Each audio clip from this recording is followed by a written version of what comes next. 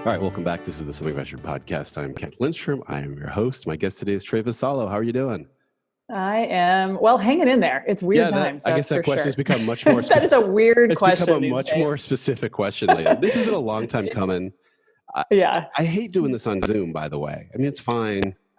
It is much better in person. I was like, unfortunately, I was pretty religious about that before this whole thing. Like, people were like, let's do a phone call. I was like, no, let's be in the room together. People can feel it, but it's interesting because it made me realize. So one of the reasons I love this job is that, I get to sit with incredible people every day and sort of feel their energy, their excitement for these incredible things that they want to do. And it is different, it's just not the same when it's on Zoom. And so I have to say, I really miss that. I do too. Well, let me tell everyone what your job is. Trae is the co-founder and partner at Defy, which is a venture capital firm. She created it, founded it with Neil Sequeira.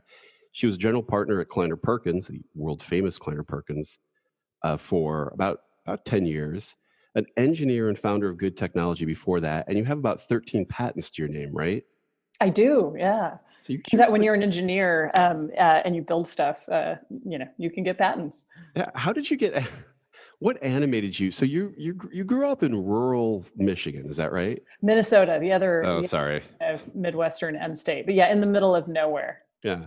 You're not the first female venture capitalist. I had Monique Woodard on. She's from rural Florida. Yeah. And where is it like not a great place to grow up as a Black girl? Like rural Florida. I cannot imagine. Not awesome. Yeah.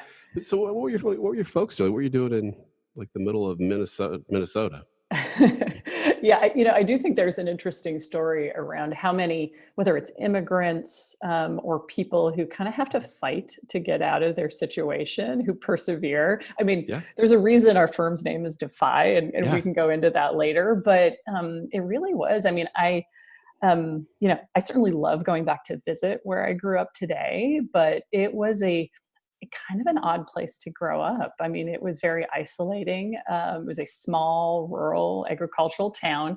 My dad was kind of the local doctor. So, he got his medical degree. In fact, I remember going to his graduation. They had me super early. And we moved the whole family down to rural Minnesota so he could build his practice. And, it was inspiring that I got to see my dad be an entrepreneur and build his practice. And I do think that that's carried me today to partly why I love, helping entrepreneurs build great companies. But there's just not a lot other than, farming going on there. So I always knew I needed to get out. Mark Andreessen came from somewhere, like from some nowhere kind of place. The middle of Wisconsin. I don't want to confuse Midwestern states and like upset people. I'm going to say Wisconsin, but I'm sure it was Wisconsin, Michigan, some swing state. So at some point you see a computer, somehow a computer makes its way out into the rural America. Yeah. What computer was it?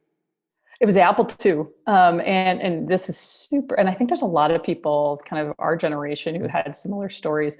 Minnesota was ahead of its time in making sure that they had computers in the classroom. And I was part of this, I think it was called the GATE program, where they pull kids out who, were maybe a little bored in class and needed some extra stuff to work on. And I got exposed to computers. And I think I want to say it was like third or fourth grade, where I have vivid recollections of, seeing Oregon Trail and, playing that kind of funky game and then learning how to build simple graphics programs. And that really was a spark for me that, the whole, you can logically build a sequence of steps and then have it go execute. And that kind of problem solving nature to me was incredibly exciting. And so that was the spark that made me realize I'm a problem solver. I'm a creative problem solver. And, despite growing up on a kind of pseudo farm and, learning how to drive a tractor at whatever, an early age. But I wasn't a tinkerer in that sense. So, I ended up getting an engineering degree, but that was because I loved solving problems, not because I was a natural, person who was taking things apart.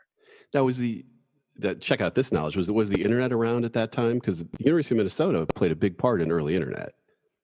Well, not for me in rural Minnesota. Certainly not. Oh man, I remember. So where were you in the internet? Like kind of, I just remember the internet being very cool when you first used it. Like when you first used a Yeah. Gopher or Veronica or a Waze search, and I Yeah. had this sense of like, you don't have it today, but I had this sense of being on another computer in another state that just blew me away. Like I was in San Diego. I'm like, I am on the University of Michigan computer.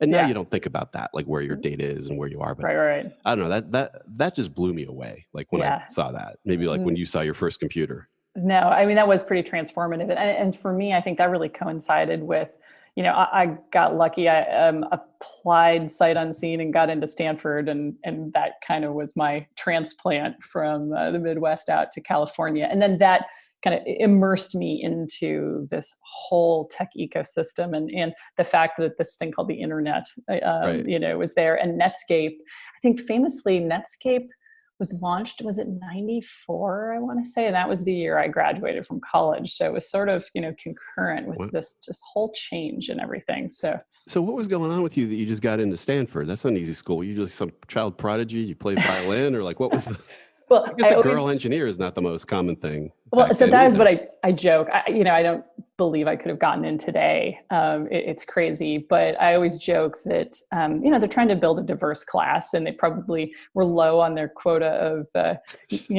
really? young women from the Midwest interested in geeky things like engineering. But fortunately I tested well and, and so I knew I wanted to go to a school that had some strength in engineering, but I didn't exactly know what I wanted to study within that. And, and again, it was a lottery ticket. I got so lucky. So then you become an entrepreneur. Like what guided that? Like, why not, you graduated from Stanford, go work for Bain, McKinsey. Yeah. It's pretty easy, Yeah. You can go work for Goldman Sachs. So interestingly, the beautiful thing about Stanford is how they always bring so many people from the community on campus to sort of inspire and bring kind of real world problems to bear on what students are learning. And through that, I actually got to meet some incredible people from this firm called IDEO, which, many years ago started as kind of an outsourced engineering firm doing really hard engineering projects for Apple and crazy companies like that. And over the years, it's evolved and does a lot of different stuff today. But I kind of basically said, I've learned this engineering skill. I could go into consulting and I could go into some of these unrelated areas. But I actually want to go build something. I want to understand what it takes to actually build a product. And, I'm better positioned now than I'm ever going to be, given that I supposedly have the set of skills to help me go do that. And I did study mechanical engineering with sort of a focus on robotics. Oh, wow. So yeah, super geeky. Good Lord. Yeah. You're not like the other venture capitalists. Well, I mean, everybody's got their path. There are some folks who've taken that path, but so I ended up at IDEO. So I was not an entrepreneur right away. In fact, I didn't even know what that was. Right. All I knew is that, I think my life has been a series of sort of building on a passion, right? And so I had a passion for problem solving. Stanford helped me scratch this creative problem solving itch in an amazing way, because Stanford's all about design thinking. And, basically for me, it was, IDEO was just the dream job. And there I got to work on all sorts of amazing products for incredible companies. I worked on laptop accessories for Dell. I worked on some cool car accessories for BMW. So I got incredible exposure to these different industries. But I always go back to the thing that changed my worldview was when my boss at the time, Denny Boyle, said, "Have you seen this Palm Pilot thing? This thing is crazy. We're talking to them about helping them build their next product." And I immediately was like, can I be part of that team? Like that just grabbed me. And I was fortunate to get on the engineering team that worked on the Palm 5. Wow. And through that, I got to work with Donna Dubinsky and Jeff Hawkins. And this was when they were just getting started, and they had this runaway kind of success. But that was my first exposure to a startup and to what it meant to be an entrepreneur, and frankly, a female CEO, a woman CEO who is just amazing at her job. And so I was like, okay, I love this engineering thing, but I want to do what she's doing. Yeah, right. So yeah.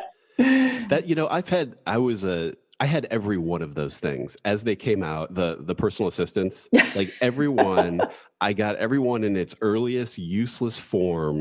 Like I can do the thing, the Palm Pilot, the other language you have to learn. The graffiti. Yeah. Graffiti. I can do that. Like I did all of them. And like, I probably have a drawer somewhere of those things. And we have an attic full of, I cannot throw away old stuff because it just makes me smile when I look back at all this. And there was that phase where everyone, in all those personal assistants, I don't know if Palm did it, but everyone was trying to replicate, they couldn't think that it wasn't in the real world. So the memo tool would have a spiral wire on it to hold it together, right? or the clock the clock would be on the wall.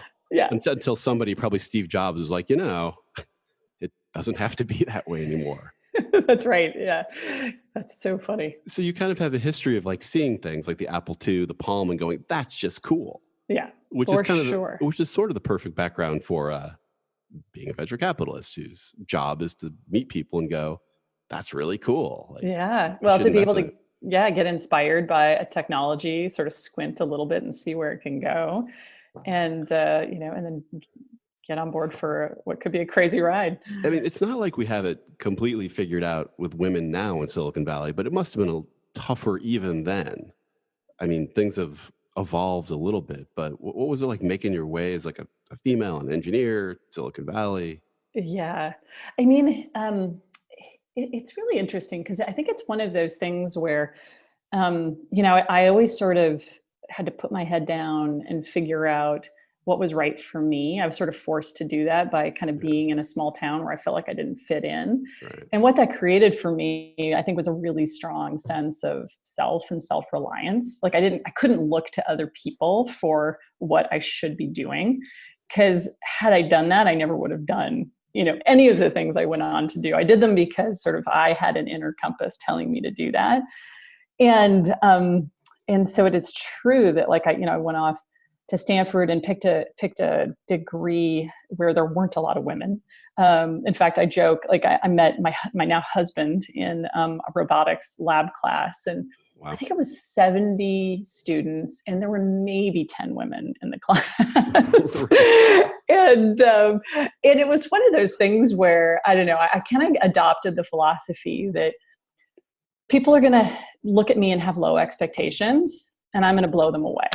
Right. I'm just going to, I love being the underdog. I love being the person that, they're not expecting great things from. And then just whoa, this person really knows what they're doing, what they're talking about. And so that kind of became my, my mindset.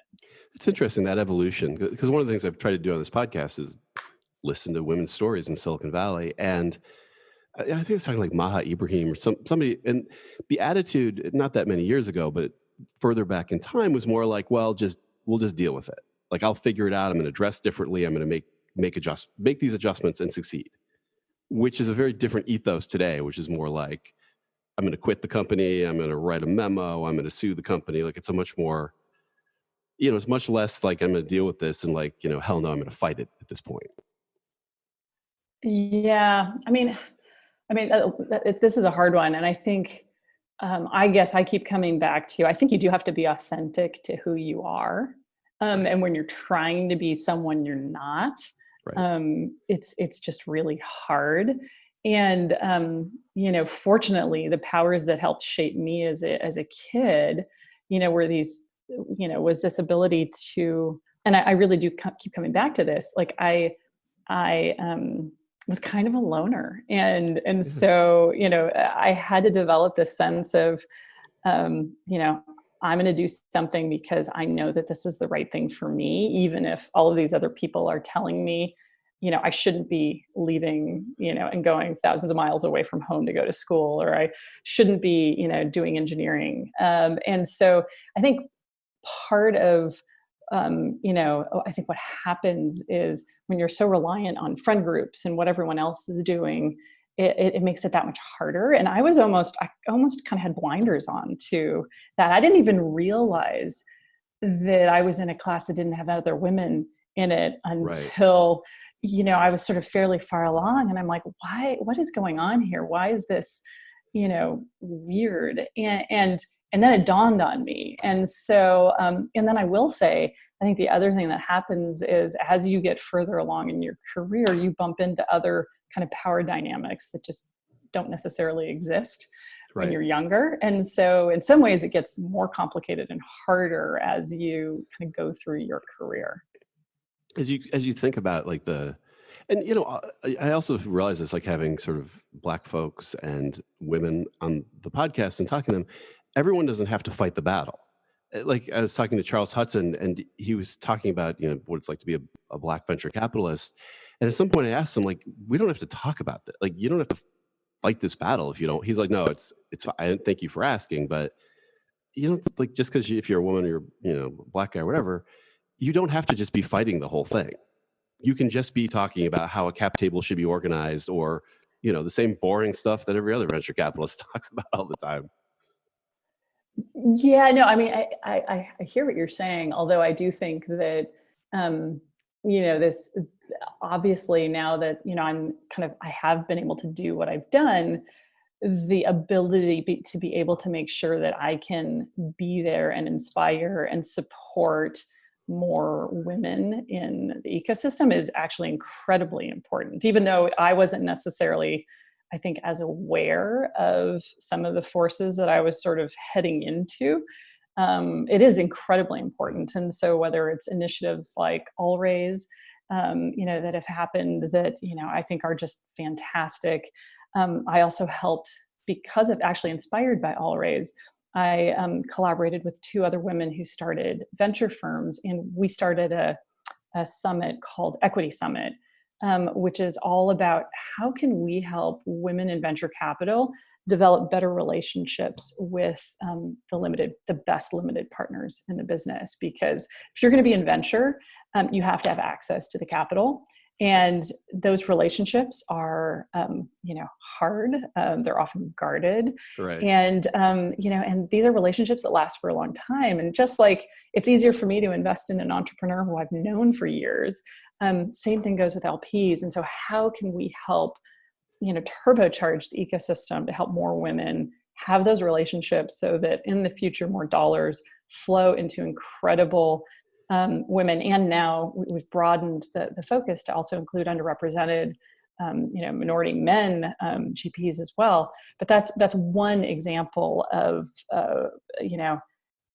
now that I've sort of been through this myself, how can I take what I've learned and use that to give back in hopefully a powerful way? Do you think is it a bit better? I mean, a couple of things happened. There's the trial with Ellen Pao, who I had on the podcast, and she talked all about it. Yep. Quite frankly. And then there was the kind of Me Too of 2018. Is it a bit different now? Obviously, nothing's fixed, but are we on our way at least?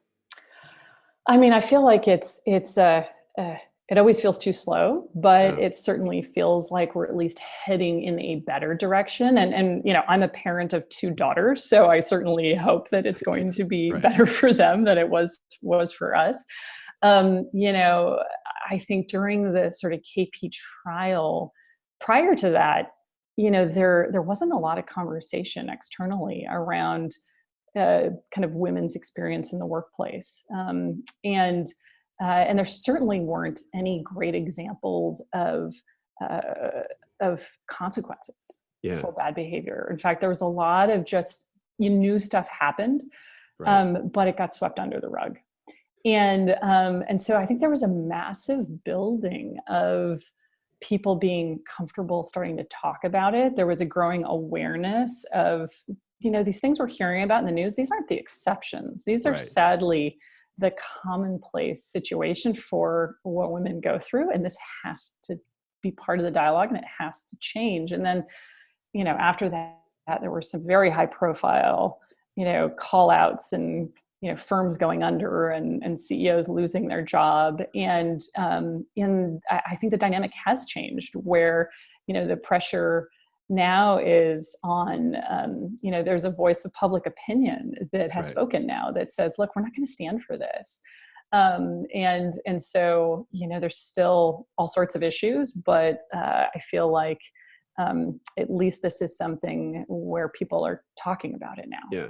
Well, and I think there was a big, for me, and part of, why I do this podcast is to hear these stories where if you weren't harassing anybody, if you're a white guy, you weren't harassing anybody, you weren't getting harassed. It's not like you didn't just didn't think about it. Right. Of course. Like, to be frank, you just weren't, and when someone wanted to tell you like, oh yeah, I talked to one woman, she said, yeah, every time I have a meeting with a venture capitalist, it's scheduled for Thursday morning. It gets rescheduled to drinks on Friday. Mm-hmm. I was like, oh, I hadn't thought about it. Right. And so I think things like the Ellen Powell trial or the different, people having, there being consequences. There's a lot of guys, I think, who for the first time just think about it. Yeah. And think it's wrong and think, gee, I don't want my daughter to be in that world, et cetera. There's just a shift there of like not thinking about it to thinking about it. I totally agree. And I would add there's another nuance to that too, which was important for me because, I obviously experienced some pretty crazy stuff in my career too with, harassment and other stuff. And I could not help but think, what did I do wrong? Like I thought I did everything right. Like, I was super clear. I talked to the right people, like what did I do wrong? And I think that happens to a lot of women where they sort of, it eats at your confidence. Yeah. And then one of the things, coming out of the trial that became super clear to me was how prevalent this was. So I didn't even understand that, my experiences were actually quite, again, weren't the exception. It was, unfortunately more than 50% of people had similar experiences. And so, I ended up doing this thing called Elephant in the Valley, where we did a big survey just to survey and get women's, it wasn't intended to be like, a strict data kind of thing. It was, let's just take people's emotional state. And it showed that there was a lot of women who were self-reporting experiences of harassment and all sorts of things, being told they're overconfident and having negative issues with things like maternity leave. And so we published all these results. And I remember it was the first time I had so many guys coming up to me going, thank you for highlighting these things, because I had no idea. And I think it was really important to do it in a way where we weren't pointing fingers. We weren't trying to blame anybody. We weren't trying to create a clickbait headline. It was simply, hey, this is a systemic problem that's happening, and we all just need to be aware of it. And that was really, really eye-opening for my, men friends, but also for my women friends who were, thinking, what did I do wrong? Right.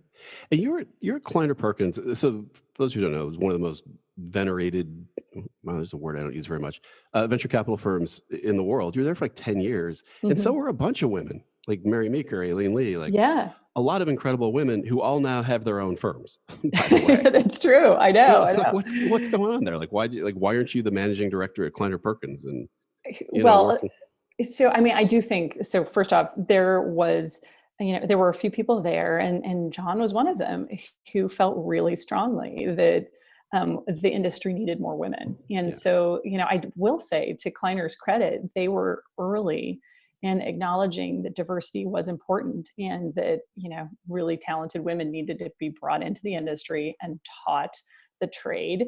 And it was an incredible platform, and we got to work on some amazing companies. It's how I met you, right at the beginning of my career.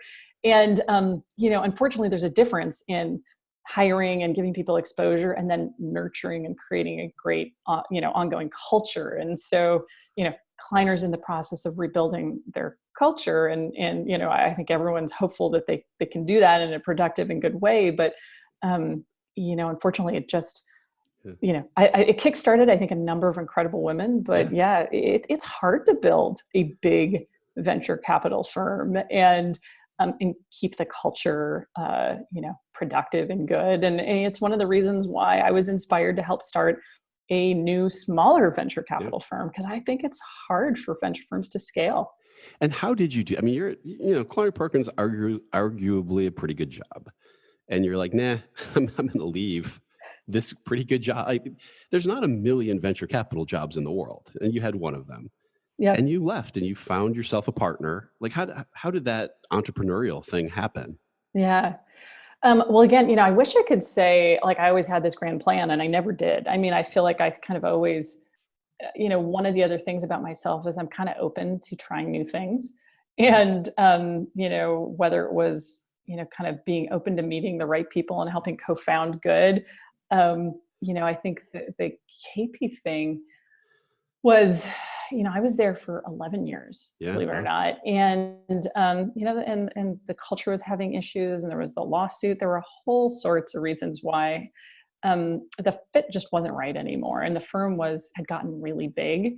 And, I am a starter, a founder. I thrive on small teams. I'm super collaborative, and venture, not naturally the most collaborative industry. Right. And so the writing was on the wall that, look, as much as I kind of had aspired to be the future of that firm, it probably wasn't going to be the right long-term place for me.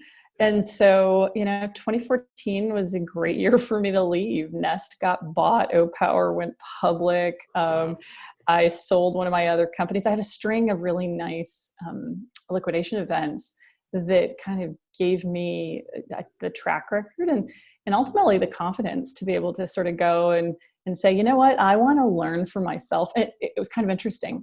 It was a big question in my mind. Okay, leaving this platform, is anyone going to care about Trae Vassallo?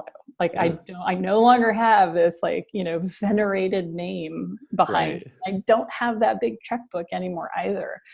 And I honestly didn't know. Like, there was very real risk in the back of my mind around gosh, I don't know what's going to happen with this. But I found myself busier than ever after I left. Right. And that was awesome.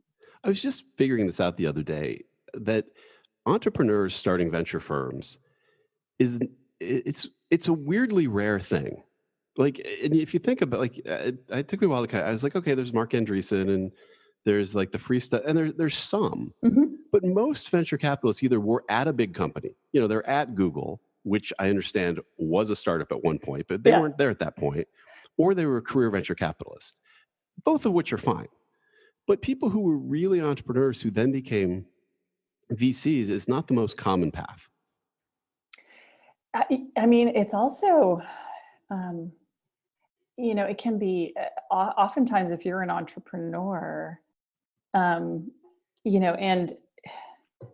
you're kind of, I think the entry point into venture, right? So are you doing it when you're earlier in your career, mid-career, or, late career? And I think part of it is, it can be scary to do a mid-career transition. Now, fortunately for me, my entrepreneurial experience happened like right away, while I was at business school, and it was relatively quick. And so, I was still able to join the venture world as a very young professional and learn the industry and work my way up.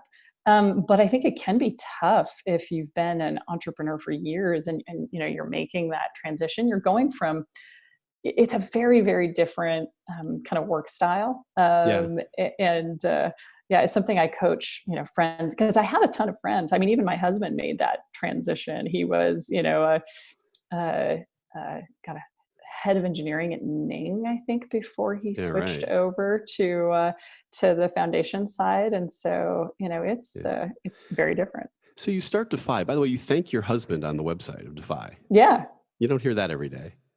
Well, most venture capitalists don't have husbands, A, and B, you thank them on the website. What? Yeah. Well, it is funny. I mean, obviously we've known each other. We've grown up together because we met, as young kids at Stanford. Right. And it's funny because most people think you must have met while you were in venture. And it's like, no, we were in robotics lab. And, and we sort of, I think, kind of inspired each other to try different things. And I was the first person to venture off to business school, which he thought was a terrible idea. But he came around. He came around because it actually worked out okay for me. And so, you know, you know, and then he ultimately ended up over in venture. And so when I left KP, I was seed investing, and I enjoyed it. It was a fun way to stay active.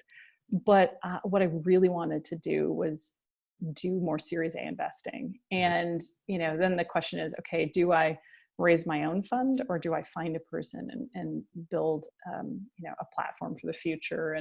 And you know, I'm a team person. Like one of the things I didn't like about seed investing was how lonely it was. Yeah. I wanted a team. And I also love being on boards. I love that, you know, developing a relationship with the founder and their team, and kind of being there for the long haul. And so, so my mission then became, let's find the right person to build a firm with. And that's really hard. Obviously, this is an insane, huge decision. Very few people do it well. But most people either have worked together for a long time, Andreessen and Horowitz, or they do it themselves. Someone like, you know, Dan Scheinman, or, you know, where a lot of single GPs who are very successful.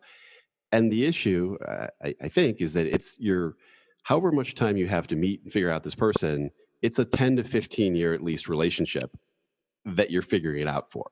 It's not your VP of engineering for the next 2 years. That's right. Yeah, it's a big deal. I mean, it is truly getting married to somebody, right? And so, so this was something I was spending time kind of meeting a lot of different folks. You know, there were tons of amazing entrepreneurs that would have been incredible partners, but I wanted to find someone who had a similar background in venture, but complemented me in a really good way. My husband and Neil actually ended up at a basketball game together, and we're commuting from, you know, the West Bay over to the East Bay to go to the Warriors game. And that's when Neil was sharing with Steve that he was going to be leaving General Catalyst. And this wasn't, you know, broad knowledge at the time. Right. And Steve was like, oh, you should talk to Trae, because she's been looking for the right partner. And so much about it, you know, the timing was perfect. We, you know, both went to business school the same years. He chose East Coast, I chose West Coast. Right. So, you know, we have just very complementary networks. When he started, I always joke too, like I joined a venture firm at their height, and then, you know, kind of saw, you know, that kind of process. He joined GC at the very beginning. Like, you know, he was one of the first non-founding partners in that firm. And so he helped a scrappy new firm get on the map and grow. And so that combination of, you know, both of our experiences was, you know, incredibly powerful. You know, he's just this incredible extrovert, really well networked. I am more of the geeky introvert who's learned how to, you know, adapt to this job. And so, so, you know, and then we didn't rush into it. You know, we kind of spent a good amount of time hanging out and doing some seed investments and really sharing our thoughts before we, you know, ultimately kind of started the firm in 2016 and then closed Fund 1 in 2017. But yeah, no, that, you know, I credit Steve with making that happen, which was really big deal. It is interesting how the successful venture firms do seem to have, if not yin and yang, like partners that are different. Like it's not Andreessen and Andreessen. It's like Andreessen and Horowitz. It's two different things coming together. That there's something about it that just works when the people are very different. Yeah, I mean, I think that's why I love collaborating, right? It truly is the diversity of thought should make you better. You know, I know that I certainly have strengths, but I certainly have weaknesses. And, you know, I think, you know, if I'm the eternal optimist, Neil's this incredible, you know, he's going to show me the things I'm not thinking about. And that makes us better as a team. So now you've got a venture capital firm. You've kids that you've raised along the way as well, right? Like, how do these things like interact? Like, do the kids make it harder to be a venture capitalist? Does it make it like, how does that all work? Yeah, well, actually, and this is something I talk a ton about. You know, as I'm sure you can imagine, I get invited to like go over to campus and talk to especially women's groups about like, goodness, how do you do this? And, and I love sharing this story because again, I didn't, I've never been one of those people to kind of overthink things. One day I was at business school, a friend of mine was like sharing her baby with everybody. And I was like, I want one of those. Right. and so like, I didn't think about planning around the fact that I just started a company and we were in the middle of launching a product.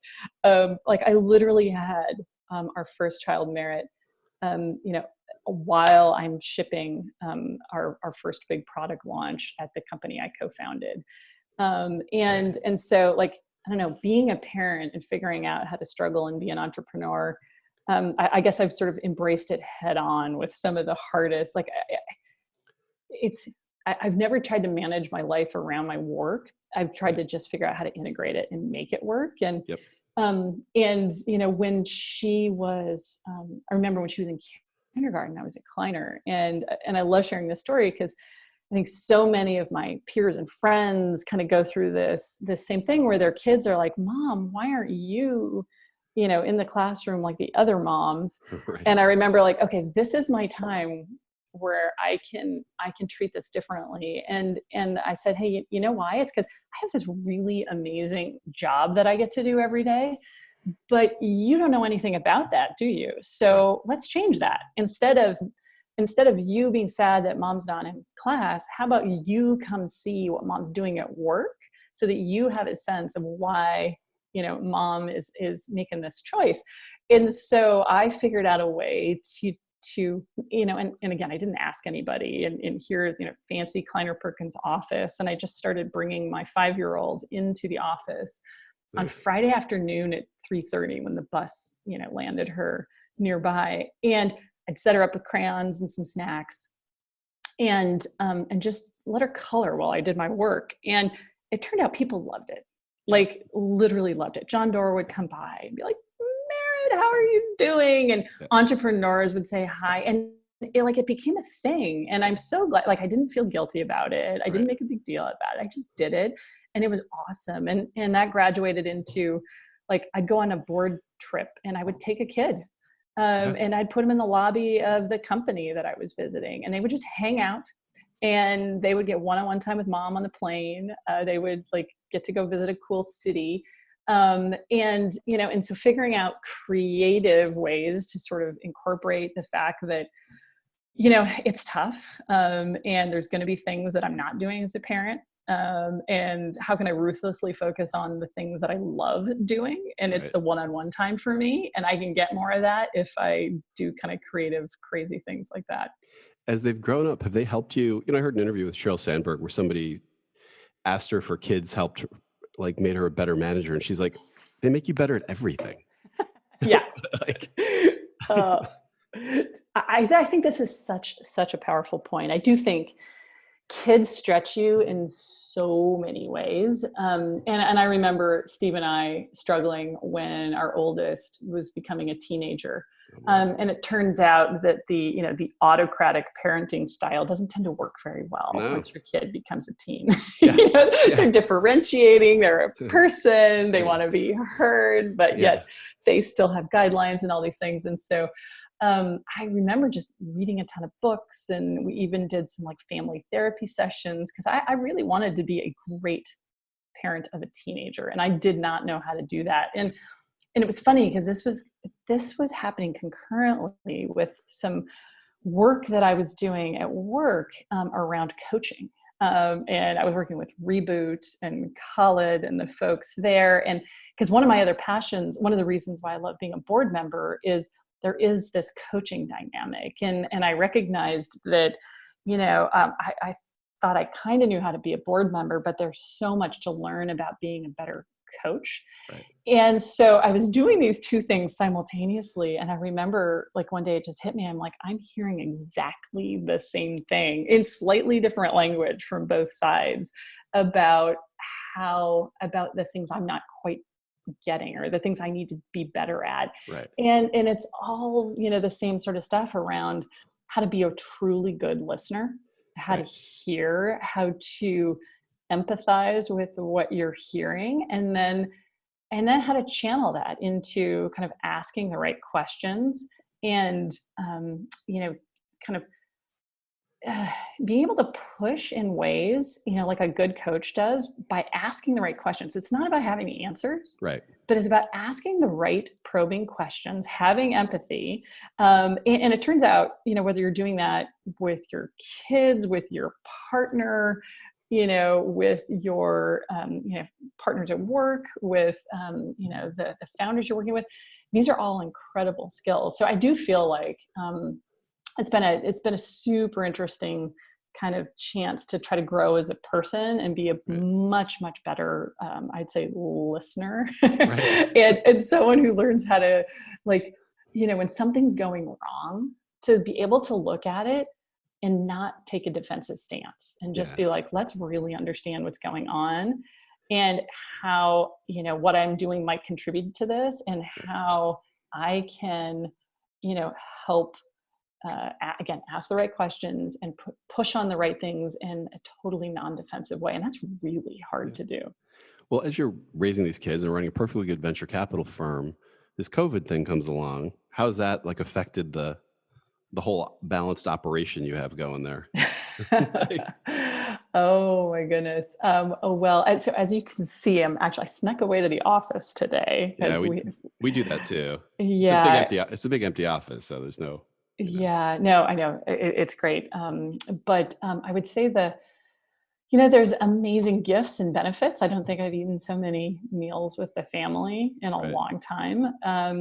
But you're also with your family 24/7. And we have 2 teenagers and a 10-year-old. And while I'm grateful that I don't have littles that, I have to feed and bathe and try to take care of while doing a job, the emotional support of grumpy teenagers who are supposed to be differentiating and, hanging out with their friends who are now stuck at home and, in this uncertain environment has certainly been an interesting challenge. But, I think it's created also just a gift to be able to spend some extra time with family and see some positive things that, you just normally wouldn't have access to. I always try to look for the positive in any kind of negative.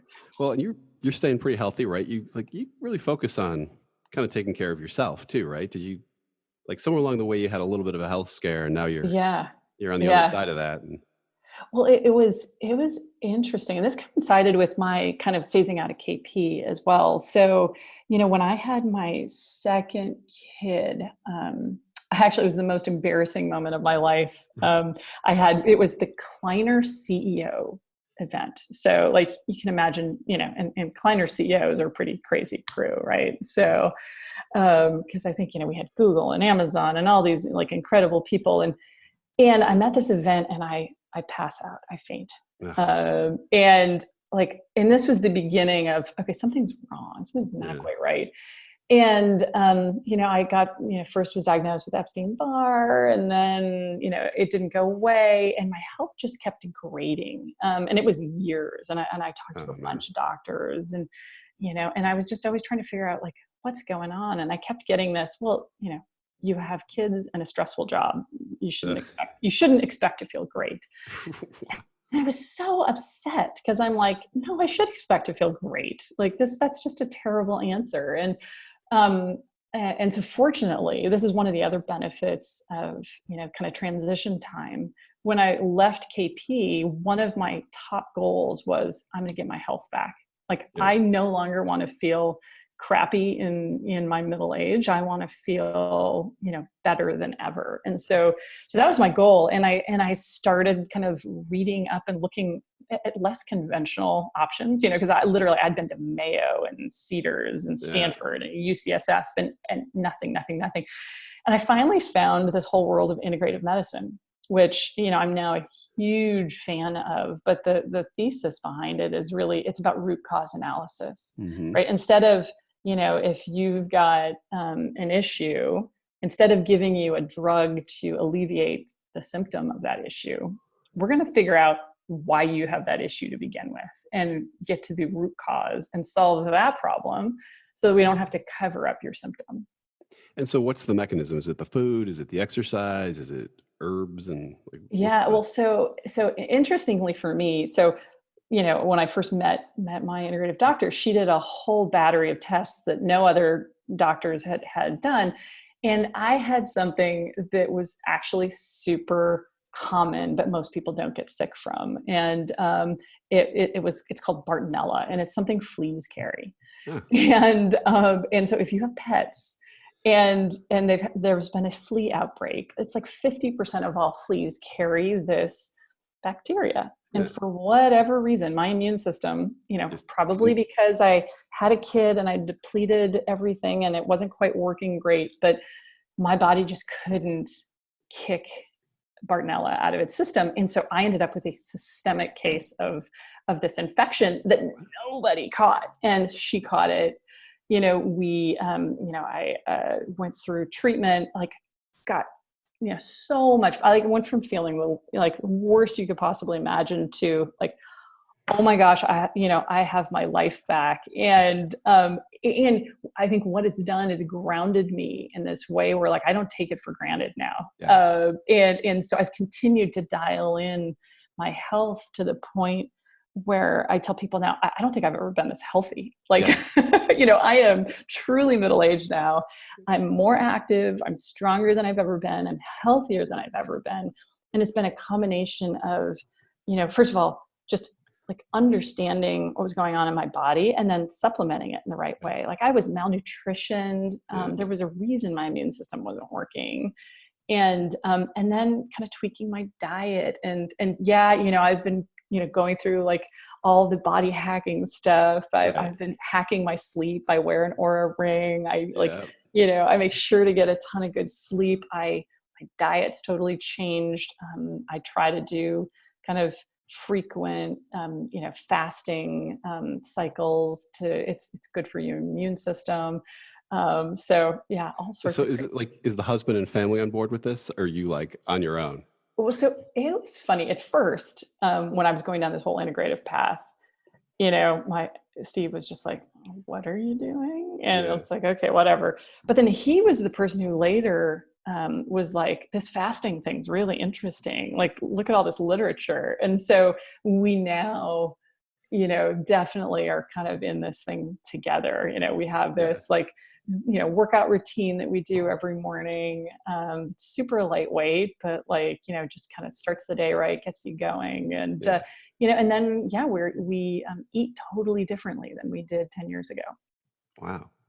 So now what do you wrap up here? I just wanted to ask, like, what do you look at this kind of crazy COVID time, like for your companies and your family, like what do you kind of look forward to, or what do you think is going to be, and who knows anything, but what do you think is going to be the path for companies and families, like going forward? Like, what are you optimistic about?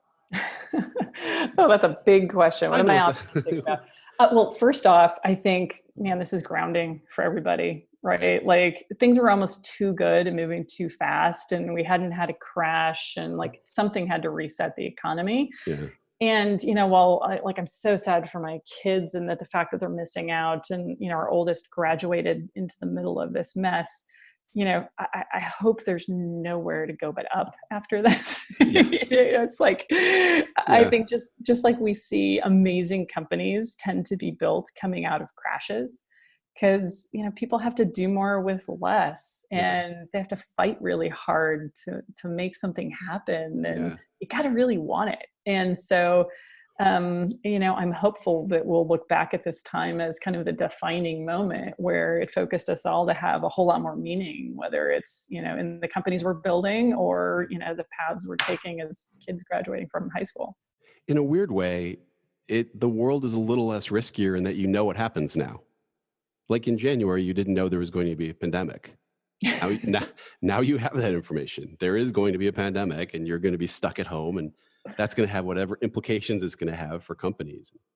I don't know. It still feels so uncertain, though. Like what's going to happen with the economy. It feels so unstable. We've got this crazy election coming up. I don't know. I think does add, there's a certain level of anxiety in the air, and that it feels very unpredictable right now. I guess one of the good things is like there's a whole range of outcomes that would be good news. Like someone could come up with a vaccine like Yeah. any given day. Like the Yeah. election could be resolved amicably. Like it could be, like might not be, Right. but it could be. Like good things could Yeah. happen. That's right. Yeah, you're kind of getting at my point about it. It can only get better at this point. It's like really can't get that much worse. I guess that's a complicated way to say it. So how do people like get in touch with you? Like how do they follow you or follow your thinking, or like how do you want people to know you? Sure. Well, first of all, come to our website, defy.vc, where all the partners are up there. Our emails are there. I'm Trae at defy.vc. I'm not the most Twitter-centric person. I think my most prolific social media is my Instagram. I love photography, so I'm definitely on Instagram, easy to find.